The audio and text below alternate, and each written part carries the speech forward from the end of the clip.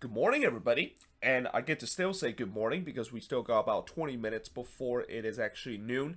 And the reason why I woke up early this morning to do a video is because I am doing the review that I was supposed to do last night. But the reason why I didn't do the review of last night action is because I got home relatively late and I still had to watch the highlights of the three games I didn't watch because I was at the Cali Classico, and by the time I finished watching the highlights of those games and putting all the notes here on the board, it was already 1 in the morning, and you can probably tell that there's no way in the world I am doing a video at 1 in the morning, and as much as I really love to do these review, there's just no way that that is the appropriate time for me to do the review and then of course have to upload this video and probably upload it very early in the morning where nobody of course will watch. So yeah, it makes no sense to upload and do a video at 1 in the morning. But that being said, I am doing this review right before the first game between Atlanta versus the New York Red Bulls is going to kick off the 4-game Sunday action. But in terms of yesterday action, well, there was definitely some surprises in some of these games. And remember how I said before, where when a very good team play against a relatively weak team, and I said that, I'm pretty sure the team that is in good form is definitely going to beat the team that is not in a very good form. This is why you probably should never kind of take that as a way that you think, oh, yep, the team that is in top form is definitely going to win, because this is MLS. Anything can happen in this league, and it's been proven that there's been some surprises, and it has also been proven that teams that might not be in the best form sometimes can really surprise you and can really caught these teams that are doing well this season off guard. And you might even say that some of these teams may be a little bit too cocky coming into a game against teams that are not doing very well, and they definitely got paid for that. But we'll get to those games before we first talk about the first game of this 8-game action, which is Sporting KC versus LAFC. Now, I said before how Nashville is probably the most resilient team in the league right now because they always find ways to come back a game and able to get points out of their game. Well, Sporting KC would definitely like to have a word with that. And in fact, you could maybe say Sporting KC are the true resilient team of MLS, because unlike how Nashville are able to come back in terms of some of their games, and we'll talk about a little bit later, they did it again in terms of this weekend's action. They weren't able to get all 3 points in most of their comebacks. That's not the case for SKC. Most of the time when they do go down 1-0, they're able to come back and win 2-1 in a game, and they did it again in this game against LAFC. And I know they also said that they're kind of like the comeback kids, and in some way it's true. I mean, they always find ways, even though they go down 1-0 in the game. They were able to come back 2-1, and I think at some point in the broadcast they said that their record in terms of going down 1-0 is 4-1. I mean, that just tells you the whole story. How this team, if you score the first goal against them, then that probably is not a good news for you. But in the first half, Jalen Lindsey did put one high from close range. A lot of possession early for LAFC, but most of the possession was in their own half because SKC did a good job in terms of not allowing LAFC really any fruition goal for on the attack. Espinoza had a free header but missed wide. Sporting KC did start to press for the opener, and Children Mercy Park was started to really be rocking and started to try to will this team to potentially get the opener. But in the 20th minute, Rossi did take a pot shot from 23 yards out, but missed wide. But then in the 24th minute, LAFC take the lead. It's Kim Moon Kwan scoring his first MLS goal for Cifuentes to give LAFC a 1-0 lead. And after that goal, not only the fact that Children Mercy Park was in dead silence, but momentum was now swing toward LAFC after the goal, because they had another big opportunity to get the second goal. Cifuentes just missed high from long range. I mentioned Children Mercy Park crowd was quiet. Then Ilya did have really one of the chances when LAFC kind of had the momentum after that goal, when he missed a free header there after. Also, this was actually kind of a mistake for Romero. And you know how in the last game I say Sisiaga was in goal? Yeah, that was not true. That was actually Thomas Romero making his first start for LAFC, and this game he is making his second start, and I thought he was okay in this game, but this was a big mistake that he made where, you know, whenever you're a goalkeeper and a corner is coming in, you have to get to there first, because if you don't get there first, then there's going to be a lot of trouble, and in this instant, he didn't get there first, but fortunate for him, Ilya couldn't put it away in a free header, and LAFC was able to preserve that 1-0 lead heading into the second half. But in the second half, Johnny Russell tried to do a Rando Leao, but missed wide. And for those of you who still don't know what a Rando Leao is, basically it's kind of like a shot / cross kind of combination. But unfortunately, Johnny Russell didn't really get that right. And then in the 57th minute, this is when the game really changed. And really, this is the turning point of the game, because Tristan Blackman gets a straight red for denial of goal score opportunity. And, you know, even if that was not a denial of goal score opportunity, Tristan Blackman was already on a yellow card, and you can clearly see that he basically pulled back. I think it was, oh God, I forgot which SKC player it was, but, you know, when you pull back an attacker like that, you are definitely at the very minimum going to get a yellow card. And again, since Tristan Blackman was already on a yellow card, even if the straight red doesn't came out, he would have still been sent off for that action and got a second yellow for that. So LAFC was down to 10 men, and you can see SKC was definitely smelling blood after that, because they kind of started to have the momentum back heading into the second half. Busio hit the post on the free kick in the 58th minute, but that turns out to be a warning shot, because 3 minutes later, Polito would score to give SKC the equalizer, and you can see Children Mercy Park was rocking again, and you can also clearly see that Sporting KC, you know that eventually they're going to get the second goal soon. Hernandez did miss wide from short range in the 71st minute. Before, there was definitely a lot of concern in the Sporting KC fan base when they saw Polito actually subbed off with a knee injury, and he also kind of had to help off the field here and didn't really put any pressure on that left knee. So we'll see whether or not if that is going to be a bad injury. And, you know, I'm pretty sure Sporting KC fans are hoping it's just a sprained knee injury, because losing Polito is definitely not a good thing for them. And in fact, I've said before many times, Polito is really the heart and soul of this attack, and losing him again, that is going to definitely take a big hit in terms of their attacking power.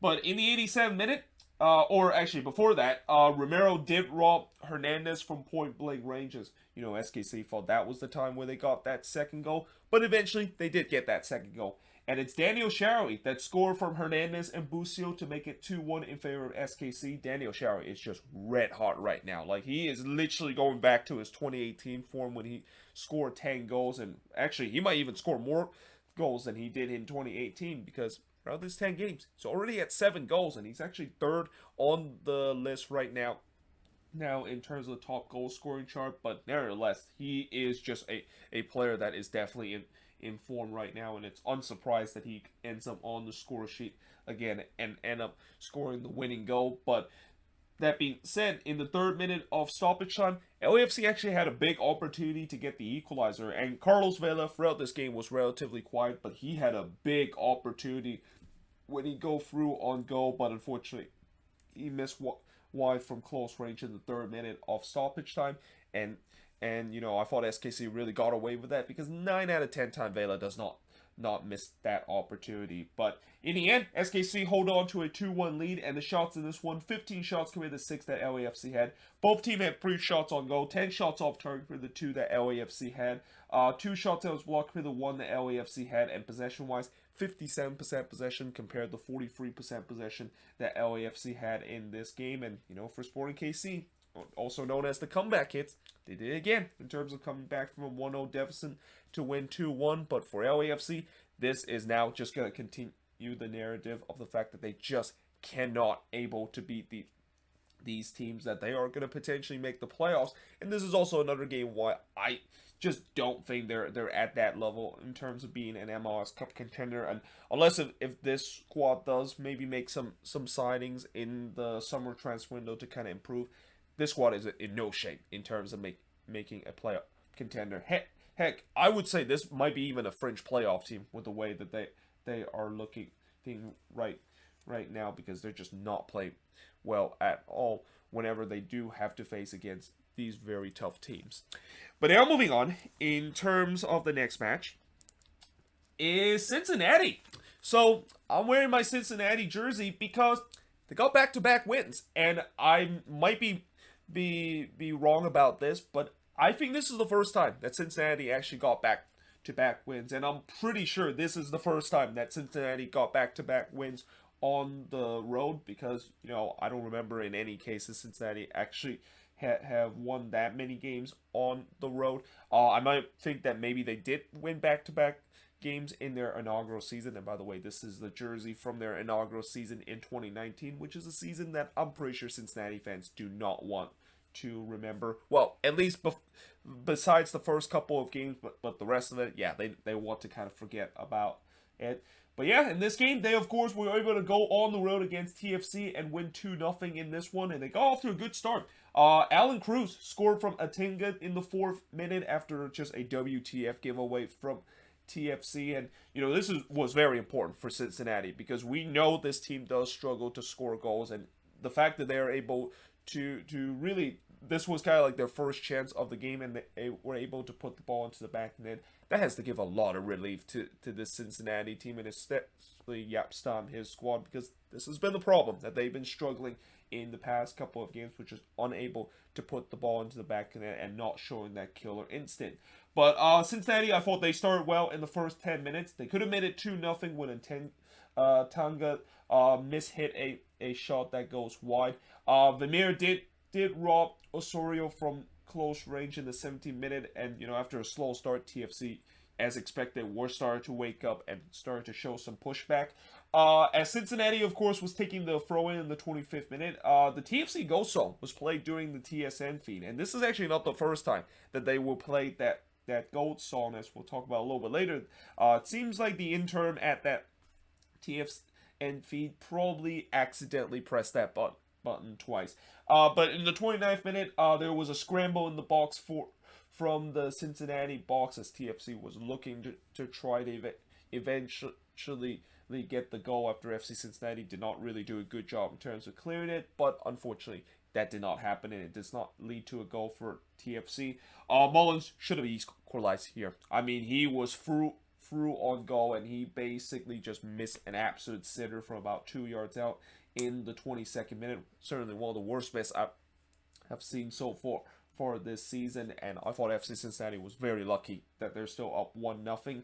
And then in the 38th minute, again, the goal song was temporarily played, and I understand that the intern that was working there for the TSN feed, he was desperate in terms of playing that song because he's seen how his team is being so bad right now, and also just saw how his team should have scored a goal. He's probably just itching to press that button because he wants to maybe give some fans some hope in terms of the fact that eventually they would score a goal, but they won't for the remaining of the first half and really for the remaining of the game, as we have to halftime with FC Cincinnati leading 1-0. So we go to the second half, and in the second half, Vermeer was able to deny Dwyer as the flag actually went up, so that goal wouldn't have counted if Dwyer puts it into the back of net. But Toronto was definitely pushing early for the equalizer. Dwyer once again score a goal, but unfortunately this one was disallowed because of offside. Then Barriel tried to hit one on the volley, but got it completely wrong as Cincinnati, they were kind of under siege a little bit heading into the second half, but eventually they did get that crucial second goal, and it's Lucho Acosta scored from Victor Vasquez, and what a great goal this was from Lucho Acosta. Definitely in contention for a goal of the week this week, with him hitting that one very nicely from outside the area. And I'll tell you what, ever since Lucho Acosta is in this FC Cincinnati team and they got him in the offseason, I think they said something in the broadcast that they actually have a record of 3-3-2 when they have Lucho Acosta in the start 11. I mean, that just shows you how important he is, and also just shows you why I thought this signing was very, very good. I mean, I know there was some doubters about how Lucho Acosta, he's not the same Lucho Acosta as we saw back in 2018, but he right now what he's doing for Cincinnati, he's definitely having a huge impact to this team, and it's a big surprise that all 3 wins that they have got this season has been because of Lucho Acosta in the starting 11 for FC Cincinnati. And also, that goal I thought really deflated TFC because they kind of looked down and out after that goal. Bono then denied Locadia in the 84th minute because, again, Locadia is not allowed to score a goal. And by the way, I think this is the last game that Jurgen Locadia is going to play because his contract actually expired at the end of the month. Then Acosta did try to go for another spectacular goal on the free kick, but he is denied by Bono. But in the end, Cincinnati able to win 2-0 against TFC on the road. And the shots in this game, and I'm not sure if this is actually correct for TFC, and because, you know, they only had 3 shots in this game, and I thought for sure that they actually had more than that, but on the league website, they had 3 shots compared to 10 that Cincinnati had. 1 shot on goal compared to 4 that Cincinnati has. 1 shot off target compared to 3 that Cincinnati has. And only 1 shot that was blocked compared to 3 that FC Cincinnati has. And possession-wise, relatively even. 51% possession compared to 49% possession. And if TFC haven't hit rock bottom before, this is probably the rock bottom moment. Because how in the world do you get destroyed by FC Cincinnati? Well, I wouldn't say destroyed, but how in the world do you just get absolutely embarrassed at home by FC Cincinnati? And I even said before, you know, the longer this winless run goes and the longer this losing streak runs, I think Chris Armas is definitely in the hot seat. And in fact, I think in a couple of days, I am definitely going to make a video talk about coaches that could potentially be in the hot seat very soon, because I think we are getting to that part of the season where we might see some teams maybe start to think about letting their head coach go because of the poor run of form that it has happened, and we're going to start to see the annual season of the coaching turnover and the coaching carousel in MLS. But now moving on, in terms of the next match, is the craziest game of yesterday's action. So, yeah, this was really a back-and-forth seesaw affair, and, you know, the great thing about this being a seesaw affair is the fact that Arlo White is commentating this game. I know, I'm just so obsessed right now with Arlo White commentating a game because, you know, he is definitely considered one of my favorite commentators, not only in MLS, but really in the world, and I'm just so glad that he was the one that was able to commentate this game. But yeah, early on, the goal scoring fest all started in the 2nd minute, and you know how last week Glasnes scored an absolute banger that is definitely going to be not only goal of the week contention, but also goal of the year contention. Well, unfortunately, this week he basically went from 0 to 0 as he unfortunately scored an own goal to kick off what would be a 6-goal affair. And you know, this actually was a great finish from Glasnes. I mean, I know he didn't really meant to do so, but if he did it on the other end, this would have been another great goal that he of course scored. But again, unfortunately, he hit this one into his own net, and the Fire was off to a great start as they lead 1-0 in this game. And I feel like when I saw them go up 1-0 in this game, I'm going to say the same thing I said about FC Cincinnati. For a team that is struggling to score goals, it was so important for them to get the early lead. And, you know, even though none of their player actually scored the goal and they kind of got helped out by their opposition scoring own goal, it really would give some momentum to this team and get some confidence into this team, where this team probably does not have a lot of confidence coming into this game with the rough patch that they're going through. The turf was definitely looking heavy with the rain. The ball was definitely not zipping being very well because of the rain, and it seems like the turf at Soldier Field was probably not designed for soccer, and especially for soccer when it actually is in a rainy weather. Santos did score in the 16th minute, but the goal was disallowed for offside.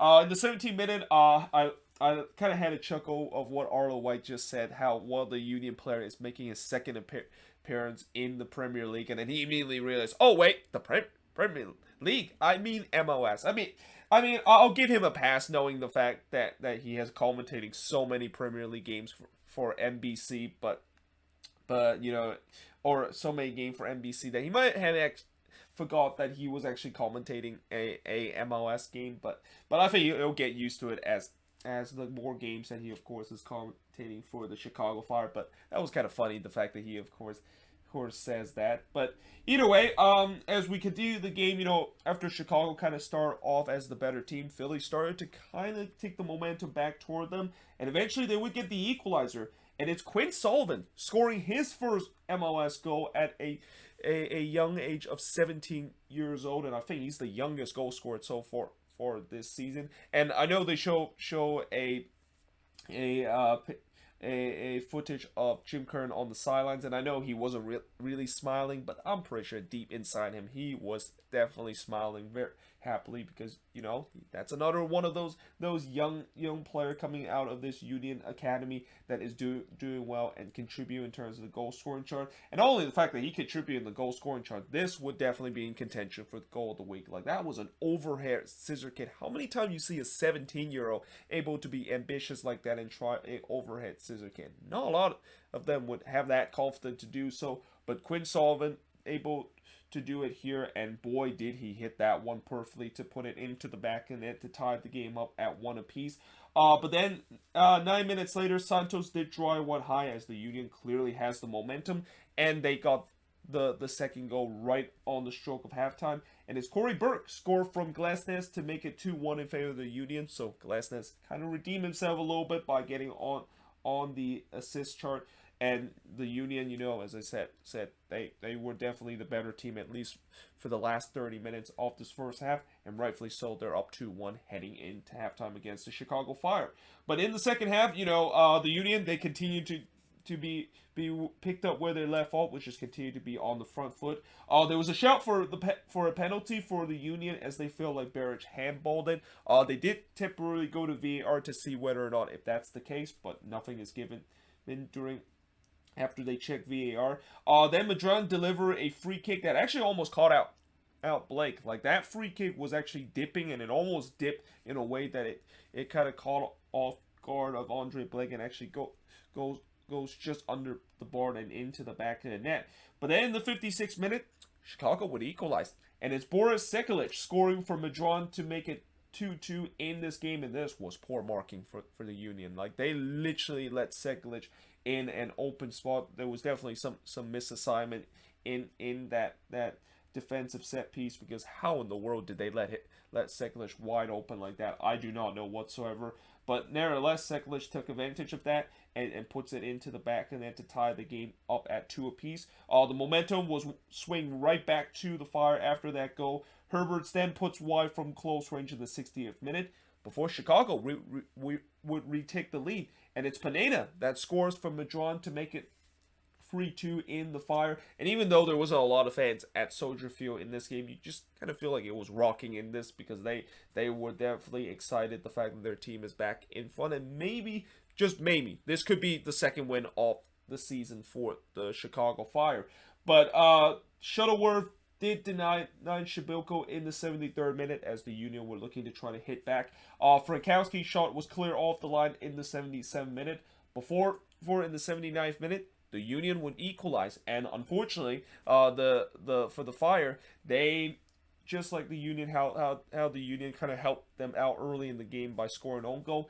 Now it's the Fire turn to help out the Union to try to tie the game up with an own goal, and that exactly is what it's the case, as Sekulic, who of course scored the goal early in this game, unfortunately become a villain. And really, I feel like this was an unfortunate own goal. I mean, this one originally was saved by Shuttleworth, but it just kind of ricocheted right into the path of Sekulic, who basically know nothing about this and unfortunately puts it into his own net. And I think this goal also kind of just summed up the Chicago Fire season, and they just have been getting no luck whatsoever this year. Then Shuttleworth would absolutely rob Montero in the 85th minute, as I thought that was 4-3 in favor of the Union. But nevertheless, the game was definitely on a knife edge, and it was definitely up for grabs. Madron then put one over the bar in the 86th minute before Blake denied Madron from 17 yards out in the 90th minute. And in the end, it finished level peggings between the Fire and the Union in a 6-goal thriller, as both teams tied at 3 apiece. Shots in this game, both teams had 14 shots in this game. 5 shots on goal compared to the 6 that the Union has. 7 shots off target compared to the 3 that the Union has. 5 shots as blocked compared to the 2 that the Fire has. And possession-wise, 57% possession compared to 43% possession that the Chicago Fire has in this game. But overall, what a good game that this was. And I think at the end of the day, I think the Union will be the more happier side because again, they definitely were not at their best in this game, and you could maybe even argue this was one of the worst games that the Philadelphia Union has played, but they still are able to get out of this game with a draw, which again, that's just a sign that this team is definitely an MLS Cup contender. When even in their worst day, they're still able to get out a draw out of this game. But for the Chicago Fire, this has to be disappointed because it happened again where it looked like they were on their way to potentially get a win, and they just kind of let it slip off their finger, and it was just a moment where it was just kind of a simple bad luck, which is something that they've been having throughout the season. That was the reason why they let that lead slip away. But now moving on, in terms of the next match. Speaking of a game that let a team slip out of their finger is RSL. So we know RSL this season, and especially at home, they've been having this issue with going up 1-0 early in the game, only to find themselves back to level pegging and never able to find that second goal. And it happened again in this one. And in many ways, this was a game that I feel like RSL clearly should have won this game because they had tons of missed opportunity in this one.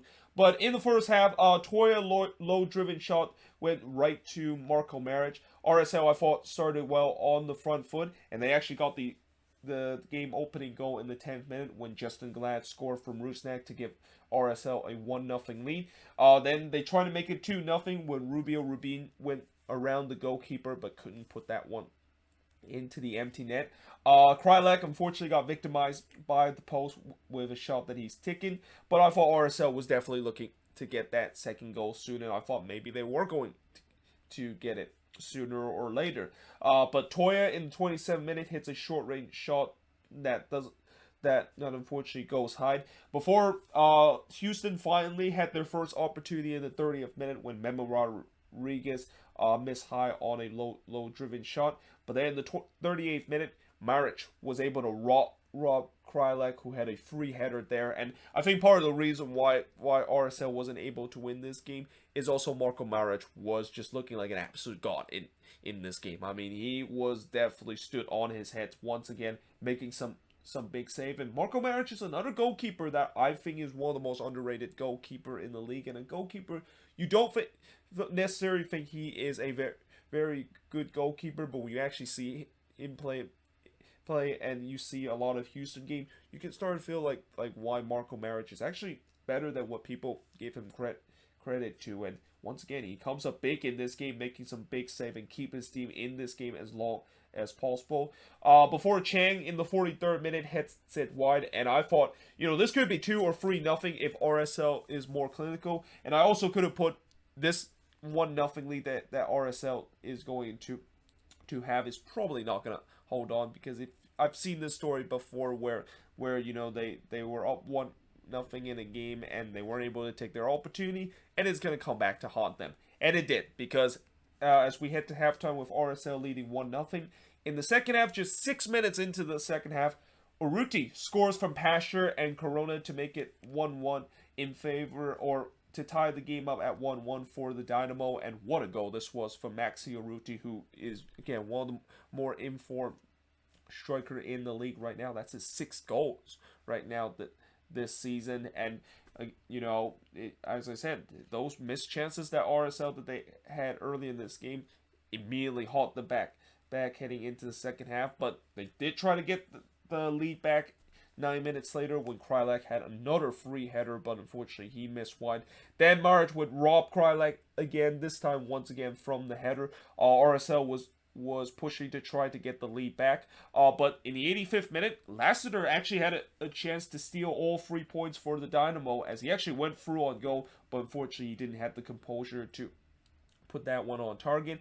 And then in the second minute of stoppage time, this is when the controversy of this game happened, when VAR did not give RSL a penalty, despite the fact that it definitely looked like Parker brought down Krylak. And on the replay, I think that is definitely the case, where you can clearly see Parker, he hook his arm to Krylak and clearly pull him down onto the ground. And the fact that that's not given a penalty, even with the check of VAR, I mean, I was kind of a little bit surprised about that, but I'm pretty sure RSL fans were very pissed off about that, because they could have had a penalty to win this game. But in the end, it ends in a 1-1 draw. And the shots in this one, 21 shots compared to 7 that Houston has. 9 shots on goal compared to 3 that Houston has. 10 shots off target compared to 3 that Houston had. 2 shots that was blocked compared to 1 that Houston had. And possession-wise, 58% possession compared to 42% possession that the Dynamo had in this game. And, despite the fact that I know RSL are not happy about the penalty that wasn't given late in the game, they kind of have only themselves to blame in terms of the fact that they weren't able to put away their opportunity early in the game and kind of had to rely on that as the one that they feel like they kind of got robbed at the end. And again, if they would have took their chances, the discussion of that penalty that was not given to them should never have been a discussion. But now, that being said, I am now going to switch boards and look at the last 4 games of the Sunday action. But moving on, in terms of the next game, is Nashville and Montreal. So, as I mentioned earlier, Nashville did it again. They were able to score a late goal to salvage a draw in this game, but I really think this was just another one of those games for Nashville where they had tons of opportunity to potentially tie it up a little bit earlier, and maybe could have even got a second goal late in the game, and it ends up to be kind of a disappointing draw for Nashville, even though they did salvage a draw right at the death of this game. But in the first half, there was a couple of half chances for both teams in the first 20th minute. The first real opportunity came in the 25th minute when Mukta did try a long-range effort but missed wide. McCarthy then had a glancing header that goes wide in the 29th minute before Pentimus denying Sapon as Nashville was really trying to push for the opener. Meal then tried to do a little coast-to-coast kind of run, and it was a wonderful run that he, of course, made, but unfortunately, the finishing was the only way to let down what could have been a spectacular goal that Alex Meal scored in that instant. But we had to have time with Nashville and Montreal tied at 0-0. Almost said that Nashville was up at 1-0, but they didn't score a goal, and their finishing wasn't there heading into the second half. But heading into the second half, Pentimus was able to deny Godoy shot, which actually took a wicked deflection, but Pentimus was there to be alert, to able to still make a good save despite the fact that that ball took a wicked deflection. Pentimus then denied McCarty from close range on the header, and you're thinking eventually Nashville is going to get that opening goal, because we've seen before, even when they miss chances, they eventually will find a way to beat the opposition goalkeeper. But before that, Montreal was actually able to score against the run of plays, and it's Kiki Struna scoring his first goal for Montreal from Mihailovic to make it 1-0 in favor of Montreal. Again, I said this was just completely against the run of plays because Nashville was by far the better team up to that point. Pentimus then denied Denlati in the back post. James Pentimus, another goalkeeper that that from this week was really just stood on his head throughout this game and really was trying to steal all 3 points for his team. But as we get into the latter part of this game, you can clearly see Montreal was parking the bus, and Nashville, they were just throwing the kitchen sink, sending men forward. Pentimus would then rob Denlati, and then Liao tried to basically puts it away on the follow up, but it goes high, and it's as time of course wind down. And again, even as time winds down, I still believe eventually Nashville was gonna get the equalizer, because you should never count out this team with the comebacks that they have made so far this season. And they eventually would get that equalizer in the 4th minute of stoppage time. It's Denlati scored from Mayer and Liao to tie the game up at 1 apiece. And by the way, when I actually checked the score of this game when the Cali Clasico was going on, I saw the score and it's a 1-1 tie for Nashville. I'm like, oh, Nashville did it again. But then a couple of seconds later, the app basically said that the goal, of course, was chopped off, and I thought, oh, well, looks like that's unfortunate for Nashville. The goal, of course, chopped off. And then at halftime at that Cali Clasico, I checked the scoreline again, and this game was back up to 1-1, and I checked the app and the summary of this game, and indeed, it looks like Denlati goal did count. So that was very strange of how the app basically said that the goal, of course, was counted, and then it was disallowed, and then later on it was counted again, because I thought this goal was disallowed for offside or anything, but when I look on the highlights of it, clearly this goal was not offside and not in any infringements that I think is going to allow it to disallow. And again, it does does count for Nashville SC to get the equalizer, but obviously that was really the last action of the game, because I think that there was like 6 minutes of stoppage time, and really there was only like a minute after that, and Nashville, despite the fact, tried to quickly score that second goal and make a miraculous comeback. They weren't able to do so, as in the end, it's a 1-1 draw between both of these teams, and the shots in this one, 21 shots compared to 8 that Montreal has, 7 shots on goal compared to 4 that Montreal has, 9 shots off target compared to 1 that Montreal has, 5 shots that was blocked compared to 3 that Montreal has, and possession-wise, 60% possession compared to 40% possession. And, despite the fact that, as I said, Nashville, they did get that late equalizer, they'll be very disappointed that they didn't get all 3 points, because they had tons of chances in this one, and the finishing, once again, let them down coming into this game. But now moving on, in terms of the next match, is another surprising result, and I'm not going to lie, I thought Vancouver was going to do it. I thought for a moment in the second half, I thought the Whitecaps was going to stun the MLS world by going to Lumen's Field and hand the Seattle Sounders their first loss, but this is why the Seattle Sounders is the best team in the league, because even when you thought that they look like they're going to suffer their first loss of the season, they find a magical moment to be able to get themselves back to level peggings. And also, maybe this is the reason why a lot of people hate the Seattle Sounders, because it always feels like they have some magic pixie dust late in the game to always get themselves out of trouble and get themselves a draw, even though they did not play very well in an MLS game. Now, in the first half, at least for the first 5 minutes, I thought the Whitecaps got off to a good start, and I think that maybe stunned the Sounders a little bit, because they were expecting that it was going to be easy for them to just kind of have all the possession and eventually score the goal. But early on, you can clearly see this is a Whitecaps team. They believe that they could actually pull off the upset in the first 5 minutes, but unfortunately, there wasn't really a lot of opportunity that they created, even with the good start that they had. Ruidíaz in the 13th minute probably should have gave the Sounders a 1-0 lead, as he missed an absolute sitter from 6 yards out. But the Sounders definitely have woke up, and they were looking for the opener. Nuhu header goes high in the 23rd minute. If that goal went in, Lumen's Field will absolutely erupt, because Sounders fan, if you want to ask them who is their favorite player, Nuhu is definitely going to be a name that a lot of people is going to answer.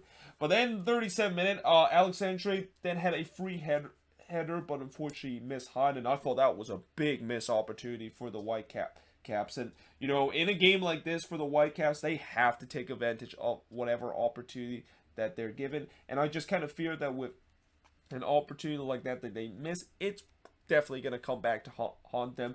And indeed that is the case, because 3 minutes later, Ruidíaz would make up for his terrible miss early in the game, as he scored from Smith and Atencio to make it 1-0 in favor of the Sounders. And you're thinking, well, here comes the Seattle Sounders. This is going to be probably a first of what be kind of more goals to see to kind of blow out the Whitecaps. But instead, the Whitecaps actually had the better opportunity as we head to halftime. In fact, they had a big opportunity to get the equalizer, as Caicedo actually went through on goal after a rare WTF turnover from Alex Rodon, but Stefan Cleveland, with a big save, able to make himself as big as possible to deny Caicedo there right at the end of halftime, as the Sounders does head to halftime with a 1-0 lead. But the Whitecaps, they kind of believe that maybe they can actually have a chance to really trouble the Sounders team.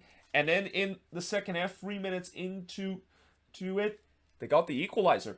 It's Dahomey scoring from Alexandre to tie the game up at 1 apiece, and that goal is actually the first open play goal that the Seattle Sounders have conceded this season. And honestly, I think it's just remarkable, the fact that it has taken 10 games now until the Sounders concede the opening play goal. And really, I thought this was a mistake from the Sounders, where for first of all, I think Cleveland, he came off his lines a little bit too early and wasn't able to get there. And once he wasn't able to get there, you knew that the Sounders were in deep trouble, and Dahomey could just put it into the empty net. But also, I thought that the defensive shape for the Sounders doing that goal when they conceded was not good at all. But the Whitecaps took advantage of the opportunity and were able to tie the game up at 1 apiece. And then 8 minutes later, they would take the lead. It's Cavallini scored for Dahome and Rose to give the Whitecaps a 2-1 lead. And Cavallini, I think this must be one of his luckiest goals because he completely hit that one on the header, but it somehow actually bounced off of his chest and still able to find a way to go into the back of the net. But nevertheless, the Whitecaps absolutely turned this game on its heads, and Lumen's Field was definitely in stunned silence. Like, I'm pretty sure the 35,000 at Lumen's Field did not expect the fact that the Whitecaps would turn around in that quick of a fashion.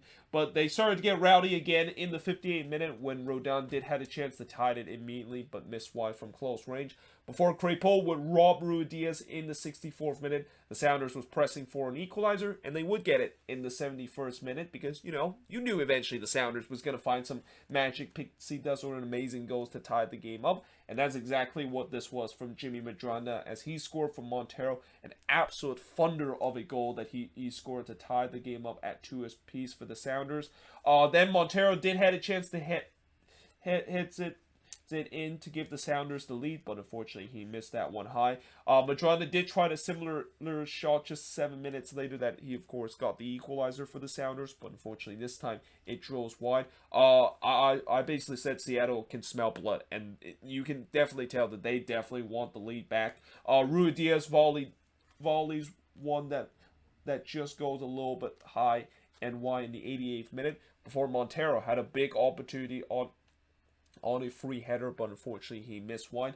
And in the end, it ends in a 2-2 draw between the Whitecaps and the Sounders. And the shots in this one, 19 shots compared to 11 that the Whitecaps had, 5 shots on goal compared to 4 that the Whitecaps had, 11 shots off target compared to 5 that the Whitecaps had, 3 shots that was blocked compared to 2 that the Whitecaps had, and possession-wise, 62% possession compared to 38% possession that the Vancouver Whitecaps had in this game. And, despite the fact that the Whitecaps weren't able to hold on to that 2-1 lead, I think there's got to be still some positive coming out of this game for the Vancouver Whitecaps, and especially for a team that has been hopeless for the last couple of games. The fact that there is some hope, at least in this game, is definitely welcoming for Whitecaps fans. And even though I know that hope kind of came to an end in the 71st minute, getting a draw in Seattle is something that the Whitecaps have not done very often in the past couple of years, and quite frankly, not a lot of teams are able to do so. So maybe the Whitecaps can see this game as a positive, doing something that not a lot of team has done. Heck, they actually become the first team to actually score against the Sounders in open play. That is another positive that I think the Whitecaps should take into account, and hopefully those kind of positives can definitely take into the next game, and you think that they definitely need to do so, because again, we've seen before where teams could be going for a rough patch. They got a decent resort, but quickly in the next resort, just as they think the light is at the end of the tunnel of their tough patch, they've gone back into a tough patch. But for the Seattle Sounders, this was definitely a frustrating game, and it's just another game that they didn't really look at their best. But like what I said about the Philadelphia Union early on, this is definitely considered an MLS Cup contender, because even when they're not at their best, they're still able to find a way to salvage a draw out of the game and do not drop all 3 points in their game and keep their unbeaten streak up intact. But moving on, in terms of the next match, and speaking of a team that feels absolutely hopeless right now, moving on, in terms of the next match, I'm not mad about the Quakes after this game. I really am not. And I know a lot of Quakes fans are angry about this match, and they feel absolutely embarrassed after seeing the Quakes probably put up the worst performance in a Cali Clasico against the Galaxy at home. And also, I know a lot of Quakes fans are going to get even louder in terms of their protests and banging the drum that clearly there needs to be a change in terms of the coaching and also the front office, and also most importantly, the ownership. And I definitely condemn them by doing that, because it is pretty clear that that is something that I think needs to do. But, after this game, I just kind of feel empty inside of me, and kind of just feel, I wouldn't say depressed, but kind of feel like I've seen the story before, and I've seen so many painful losses for the Quakes, and it just, how when you feel a lot of painful thing, eventually it's kind of like you're just getting used to it, and it's almost like something that is, it's kind of almost like a feeling where you kind of don't care about this game. And I don't want to kind of say that as literal meaning, because in a Cali Clasico, no matter how bad the Quakes are doing, this game will always means a lot to the fans, and also means a lot to me. Now, in the first half, the Galaxy, they dominate the possession early, and it would lead them to get the opening goal in this one. And it's Chicharito that scored from Grandsir to give the Galaxy a 1-0 lead. Chicharito definitely put on a show in this game. And by the way, a lot of fans attending in this game, I know a lot of them weren't actually Quakes fan, because, the people sitting next to me and also the people sitting pretty much across my row was all Mexican fans. Like, they were probably not there for the Quakes, but actually there to cheer on Chicharito and other Mexican player. And it was pretty clear when Chicharito did score, they basically celebrate, because it's one of their own that, of course, score a goal. And, I don't mind that, because I know a lot of fans, whenever there's a game where even the opposition have a big name player that they know and they root for, they of course have the rights to do so. And I know some people will say that's kind of a bad thing, but at the end of the day, it's kind of true. Like,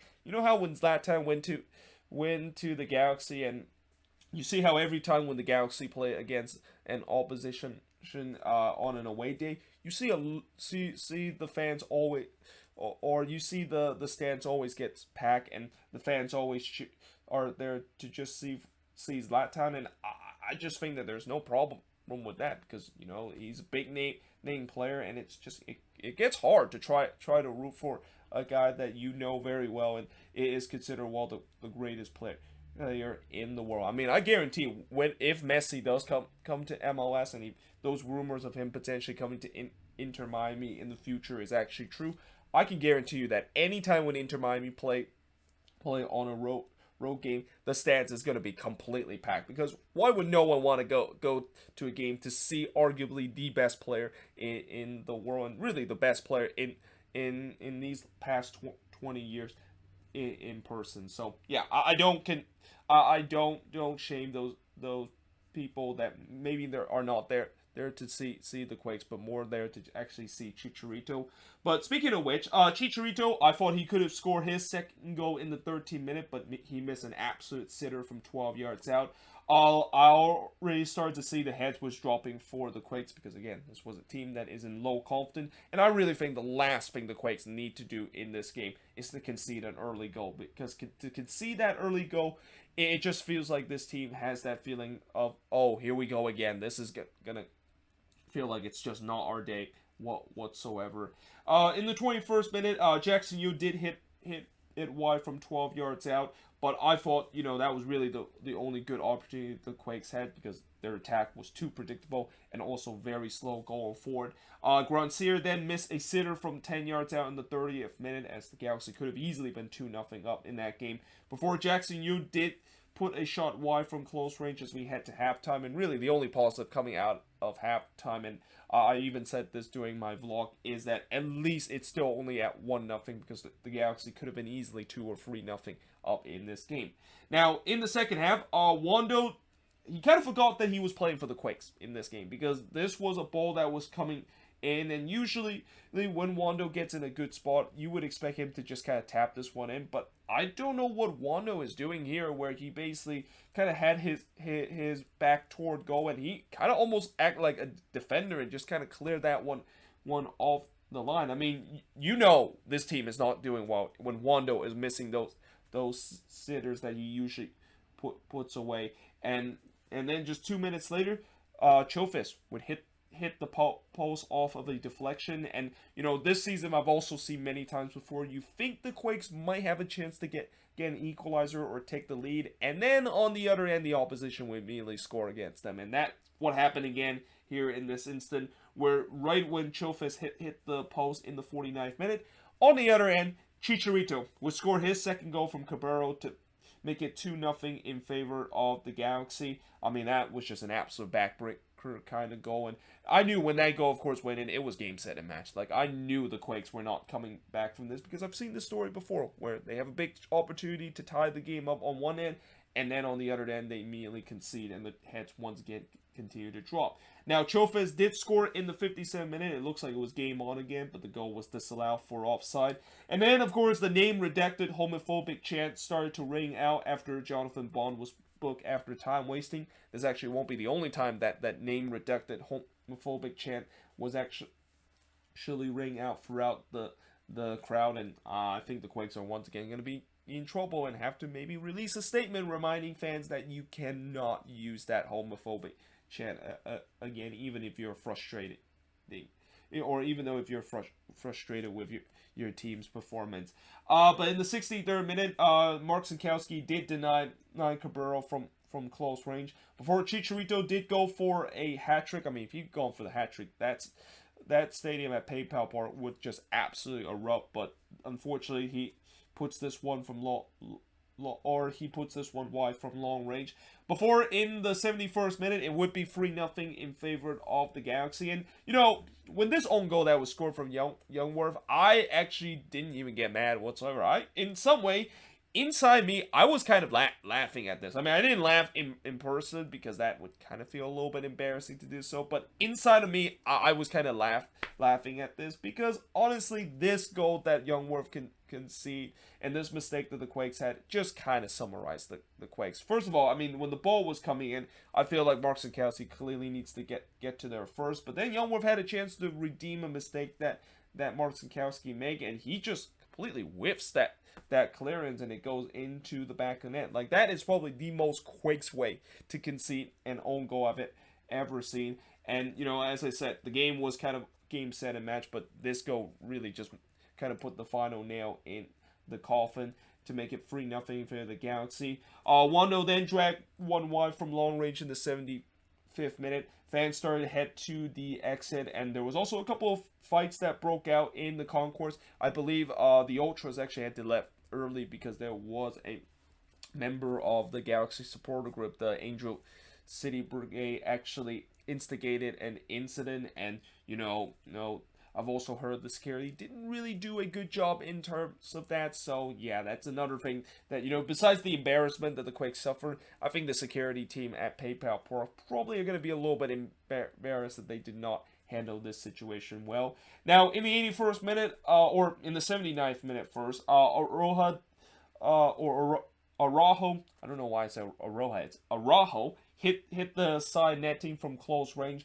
before Cabrera missed high from close range in the 81st minute. It just feels like it's a training session for the Galaxy now. But in the 82nd minute, K-Cal scored from Chofis to make it 3-1 in favor of the Quakes. You know, finally the Quakes fans have something to cheer about. But for me, I actually didn't celebrate whatsoever. Like, I knew this game was pretty much done. And the only happiness I have is that K-Cal, of course, gets on the score sheet. And like what I said before, for last week, where I really encourage Jackson Yo to get out of this team as quick as possible, I'm going to say the same thing with K-Cal. I hope he goes to Europe as soon as possible, because I swear this team will literally ruin of what I already think he is going to definitely have a good career in front of him. But the Quakes is just definitely not a good fit for him whatsoever, and I don't blame him if he wants to demand a trade to another MLS team or even go to Europe.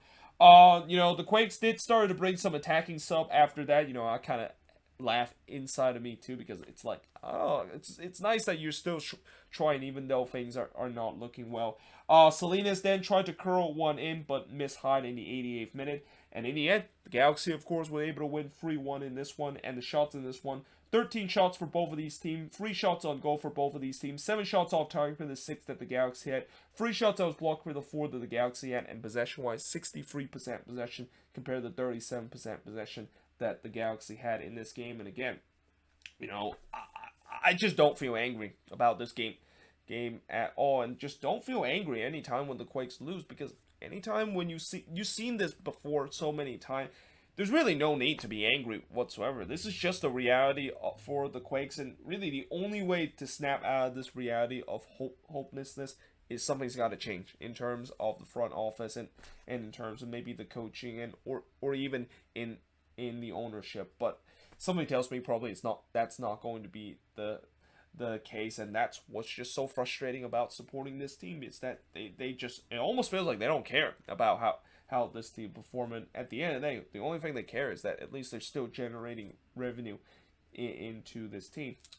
But now moving on into the last game on this board is going to be Minnesota and the Portland Timbers, also known as the late night game, or MLS After Dark kind of game, because this game kicked off at 11:30 p.m. Eastern, 8:30 p.m. Pacific.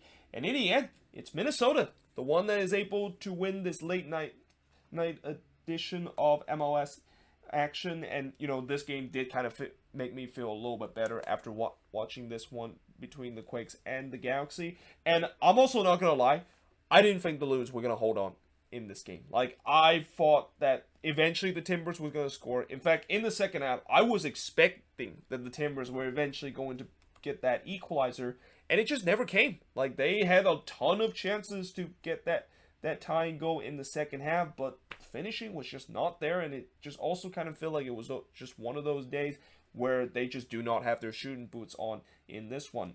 But in the first half, and just 2 minutes into this game, Minnesota would take the lead, and it's Adrian Hunou who scored from Frangipani and Reynoso to give the Loons a 1-0 lead. And honestly, anytime when two of our most recent signing gets on the score sheet and gets on the assist chart, I celebrate extra loud about that, because these are the players that are supposed to make some instant impact to this team. And you can see in the second minute, they definitely make that instant impact to this team and give the Loons a 1-0 lead. Before, Reynoso did have a chance to make it 2-0 not long after, but he missed wide from close range. Before, Nico Hansen missed wide also from close range in the 6th minute. And I thought the Loons were off to a great start in the first 10 minutes of the game, but the Timbers, you knew eventually they're gonna wake up. And they kind of woke up in the 11th minute when Valeri did try to bend one, but missed wide. I also mentioned the Timbers start to wake up and dominate possession. There was a shout for a penalty from the Timbers fans in the 33rd minute as they think Gasper handballed it in the box. Now, the players for the Timbers, they didn't really react to that, so I'm guessing maybe that's probably not a handball, because anytime if there is an obvious handball, you know, not only the fans will react to it, but the players will definitely be shouting for a handball. But nevertheless, they did temporarily go to VAR to see whether or not if that's a handball or not, and at the end, and they said that it's not a handball. And then when they had that hydration break not long after, they mentioned on the Timbers feed that the Timbers actually have a 2-2-1 record whenever temperature reach 100 degrees or higher in Portland. By the way, I was actually watching the Timbers feed here because, you know, I did watch this on ESPN Plus, and anytime when Minnesota does go on the road, most of the time I know it's probably going to be the opposition feed. And as much as I want to watch the Minnesota feed and watch Cal William and Kindress and Albin commentate the Loons in the game, I can only do that in terms of the home feed. But nevertheless, I do enjoy the Timbers feed. I do enjoy Jake Zivins, and I forgot what was the co-commentator's name, and I think they are also considered one of my favorite feed in MLS right now. But yeah, they mentioned of the fact that the Timbers actually do have a very good record when the weather is really hot, but obviously now that record I think is going to be at 2-2-2 after this loss. Then in the 37th minute, Steve Clark would deny Nico Hansen from close range, and I think Nico Hansen kind of suffered the same problem that Adrian Hunou had in that last road game that Minnesota has, where no matter what he's tried going for in goal, he just aren't able to put it into the back of net. Before, Valeri in the 3rd minute of stoppage time just missed wide from 17 yards out as the Timbers looking to try to get the equalizer right on the stroke of halftime. But we head to halftime with Minnesota leading 1-0. Now, in the second half, it was wave after wave of attack from the Timbers, and you can definitely see that this Timbers team was desperate to try to get the equalizer. Miller would deny Williamson in the far post in the 47th minute, before Miller would absolutely rob Valeri from close range in the 49th minute. But then on the other end, Clark would rob Hunou from point-blank range in the 52nd minute, before Clark would once again rob Hansen from point-blank range in the 53rd minute. And after Minnesota was kind of under siege in the first 5 minutes, all of a sudden they got on the other end and started to put pressure on Steve Clark, and actually had to force Steve Clark make some of the best saves that I think he has made in his Timbers career. And I also kind of wrote, these missed chances will come back to haunt the Loons, because I knew there's no way this team can hold on to 1-0 lead, especially from what I've seen in past games. Ibowosi in the 63rd minute probably should have scored this one because he had a sitter from 10 yards out, but he puts it wide. There was then a long stoppage of play, and oh, by the way, this is something that I think we're going to find out in the in the next couple of days. And also Minnesota did release a statement this morning talking about this, where there was actually a long stoppage of play after Chara was actually livid of something that Fragapane said. Now, originally, in this long stoppage of play, we actually didn't know what's going on. Like, even the Timbers feed, they have no idea why is there a long stoppage of play. And apparently they showed Diego Chara was just complaining to the ref of something that one of the Minnesota player actually said. And, you know, not only the fact that he was complaining, he was actually livid about that. And Diego Chara, a guy that usually he never gets kind of riled up or gets angry like that, when I saw him kind of being livid about something, you know something serious have just happened. And apparently later on it seems like maybe it's Fragapane, the one that said something to him, and it might be something that is very discriminate toward Diego Chara. That is the reason that is the case. Now, there was a long stoppage a play after, but eventually they did kind of resume play. And I've seen before where when there is a discriminate kind of language or a racism happen on the field, you can see that the opposition decide to just walk off the pitch. Now, the Timbers, of course, didn't do that, and I'm not exactly sure if that is one of the policy that MLS enforced, where even if there is a discriminant language that's been speaking in, or a discriminant language that has been thrown out and target one of the player, then they don't just do that rule. But nevertheless, there was a long stoppage of play there, and again, it took a long time for us to kind of figure out what's going on. And I think eventually, from the Timbers feed, I think Jake Zivins eventually kind of talked about that, and later on we kind of found out that indeed was the case, because Savarese did mention in the post game talk about the discriminant language and the racist language that Fragapane might have said to Chara. And if it indeed that, of course, is the case, then I think unfortunately Minnesota has no choice to cut him. Like, the racism and also just saying a discriminant language targeting toward a player, even during game, just is no place in this world. And I don't care if Fragapane is doing well so far for this season and have made a great impact to this team.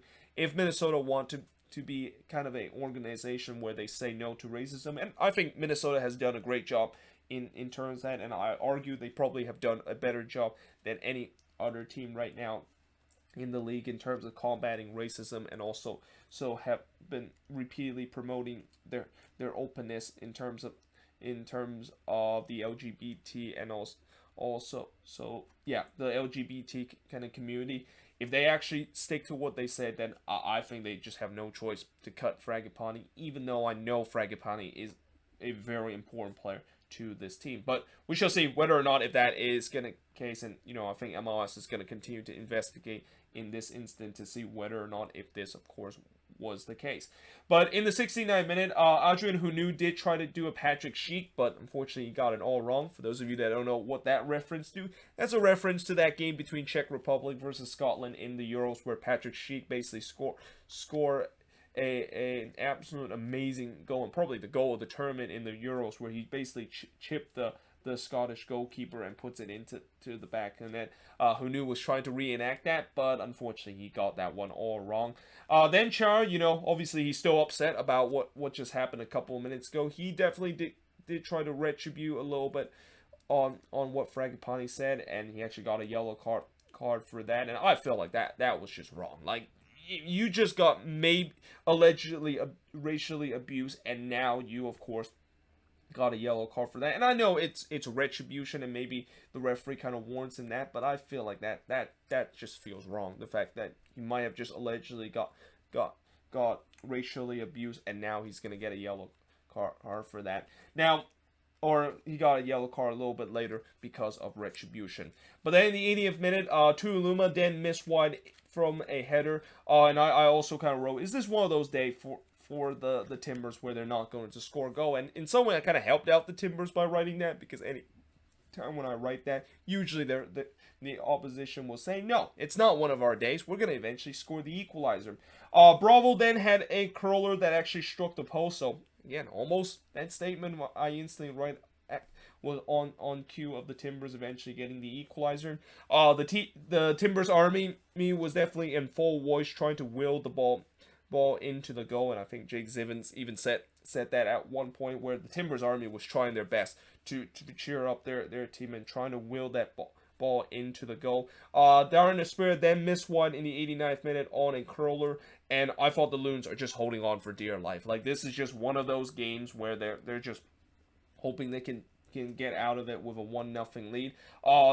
Then there was a chorus of boos when Ozzy Alonso was summoned onto the game, because why not? I mean, you know, Timbers fans still haven't forgive Ozzy Alonso of playing for the enemy, and you know, I think even if he is going to be playing against any other team like Minnesota, you know, there's going to be a chorus of boos that's going to ring out from the Timbers faithful. But either way, in the end, the Loons eventually did hold on this 1-0 lead. By the way, there was 9 minutes of stoppage time, so you know, this game was already kicked off late, and it basically finished even later because of the fact that we had that 9 minute of stoppage time. And a lot of that has to do with not only the hydration break, but because of that long stoppage time of that alleged racial abuse that Diego Trump might have received. And again, we'll learn more about that heading into this week, whether or not if that is the case. But yeah, in the end, Minnesota was able to win 1-0 in this game. And by the way, I don't have the shots here because I kind of ran out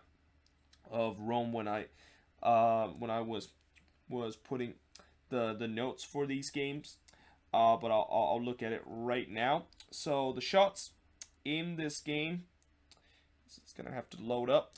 22 shots compared to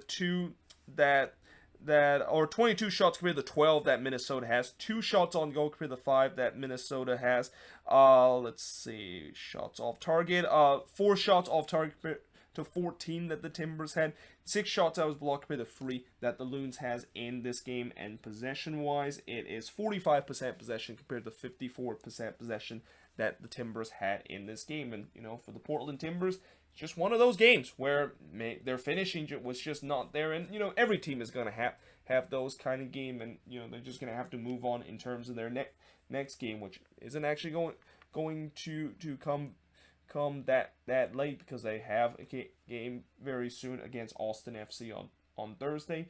But for Minnesota, that's now 6 games unbeaten ever since they start 0-4, and they have now won 4 out of their 6 games. And this is also the reason why when this team was at 0-4, I did not say that I should hit the panic button and just say that this season is lost, because I knew this team was too good to continue to underachieve like that. And finally, you know, for these last 6 games, I've started to see the team that I was expecting this season, which is supposed to be a team that competes in the Western Conference. But let's see whether or not if they can, of course, continue this good form. And if there's one thing that I'm still kind of feel like the Loons should improve, is definitely their finishing. Like, there's not a lot of games where they're gonna play like this and they can walk out with all 3 points on the road, and they're probably very fortunate that the Timbers just kind of had one of those days where they just could not put the ball into the back of the net no matter what they tried to do. But yeah, there you have it. That is pretty much it for the review of the 8 games that happened yesterday. Let me know in the comments below, what do you think of these 8 games? And yeah, hope you guys enjoyed this video, and I will see you guys next time.